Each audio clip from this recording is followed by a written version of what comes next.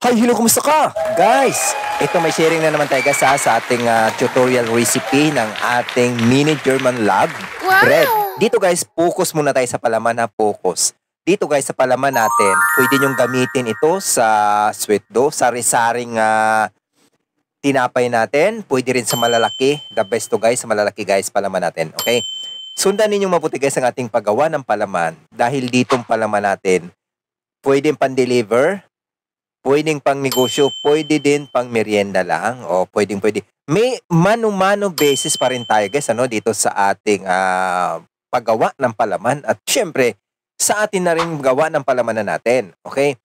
Ito napakasimple lang napakasimple lang ating gagawin, dahil ang procedure naman natin nandyan paghaluin lang natin ang sugar at saka yung flour, okay? Paghaluin natin yan, at isunod natin yung mga ingredients na napapaloob dyan sa ating recipe ng palaman.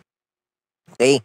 Dito guys, kaya ang ginagamit ko na margarine ay nasa cups dahil iba naman talagang lasa kisa doon sa mga timba-timba. Opo, iba talaga. Try nyo po ang ganyang ingredients. Tapos, yung ating naman cheese, brand naman ng cheese natin, pwedeng-pwede. Basta ganyan na yung tema ng ating palaman, pwedeng-pwede na yan. Okay? Pwedeng-pwede na. Puputulin lang natin yung palaman natin para hindi ba, nasa inyo kung bawasan nyo pang ating palaman.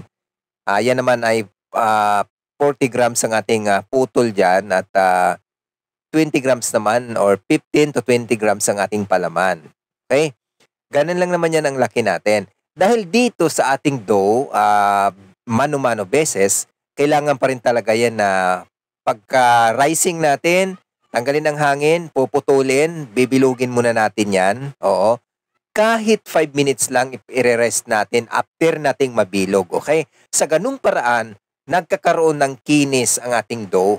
Okay, wag natin dire-diretsuhin yan dahil mano-mano yan. Talagang napakahalaga ang resting ng ating dough. Okay? Ayan, nilalagyan ko na ng palaman.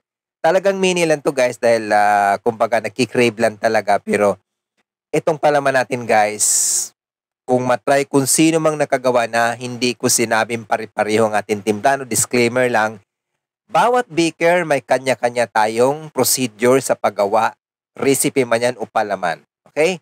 Kanya-kanya yan. Ngayon, kung magustuhan ng tao ang inyong mga ginawang recipe, abay, maganda. Di ba? Maganda dahil sa balance ng inyong palaman, sa inyong recipe ginawa, mapadami ang inyong customer. Okay, ayan.